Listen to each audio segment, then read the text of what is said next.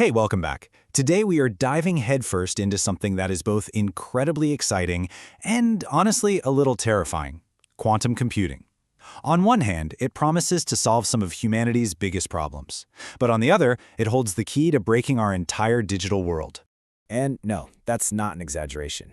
Just try to imagine it for a second. A single algorithm that could instantly unlock every password, every bank account, every private message sent online.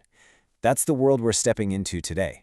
So to really get what's at stake here, we've got to start with the lock itself. The digital lock that right now protects pretty much everything we do online. Okay, so almost your entire digital life, your banking, your emails, your shopping, is protected by something called RSA encryption. It's all based on a really clever mathematical trick. It's super easy to take two massive prime numbers and multiply them together. But it's almost impossible to take that resulting number and figure out which two primes you started with.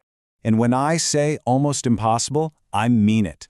A standard supercomputer would have to crunch numbers for longer than the known age of the universe just to break one single key.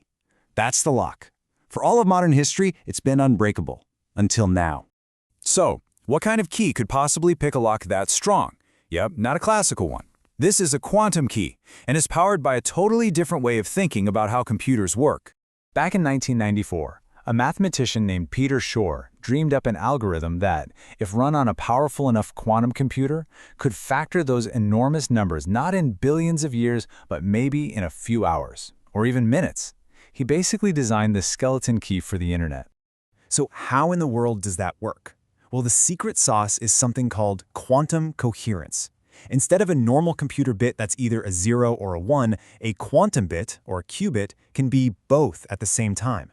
This lets it hold a mind-boggling amount of information in this delicate, interconnected state. But that fragility, well, that's also its greatest weakness. This next idea is without a doubt the single biggest reason you can still safely use your credit card online today. It's a phenomenon called decoherence, and it is the absolute mortal enemy of every quantum computer ever built. To really get a feel for decoherence, we're going to use this brilliant analogy. First, picture a tiny bottle of super concentrated red ink. That's your perfect quantum state, full of pure, useful information. Now, imagine pouring that ink into the ocean. Any tiny interaction with the outside world, a stray vibration, a tiny change in temperature, that's the ocean. And instantly, your information, that red ink, just disperses. It gets mixed up, becomes totally unreadable, it's gone. That right there is decoherence. And, don't just take my word for how good this analogy is. We saw this comment on Reddit from a physics PhD student who said this exact analogy is what finally made the whole difficult concept click intuitively for them. It just perfectly captures the core challenge. How do you keep the ink from ever touching the water? So if decoherence is the problem, then building a quantum computer is really just a high-stakes, incredibly complex race to stop that ink from spreading. So let's take a look at how scientists are actually trying to build a better bottle. Now, what's really interesting is that there's not just one way to build a quantum computer. The two main approaches are completely different. On one side, you've got trapped ions, which is wild. They literally use individual atoms held perfectly still by electromagnetic fields.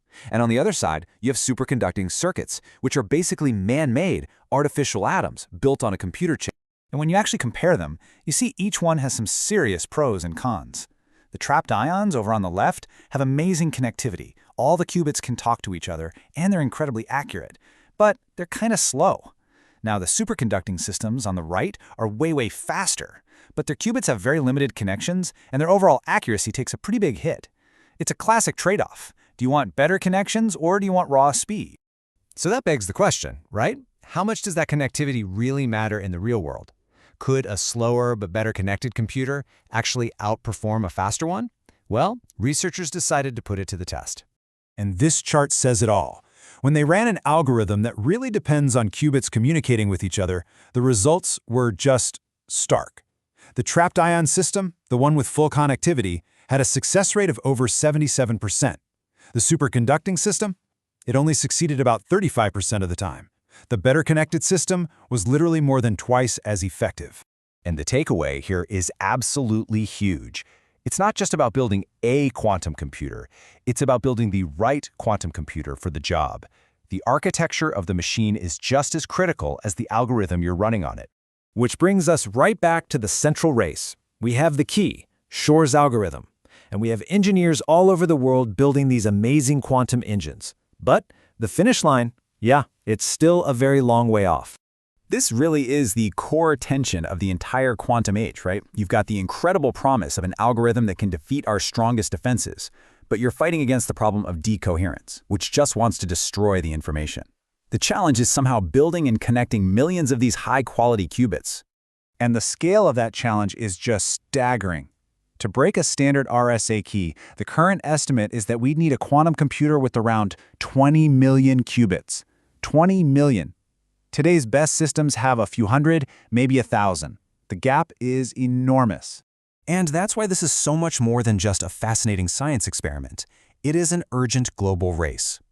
It's a race to build this world-breaking machine, yes. But at the exact same time, it's a race to invent new kinds of encryption, what they call post-quantum cryptography, that can withstand the attack when it finally comes. Which leaves us with the ultimate question. The quantum future is no longer a matter of if, but when. The key has been designed, the engines are being built, and when that future finally arrives, will our digital world be ready for it?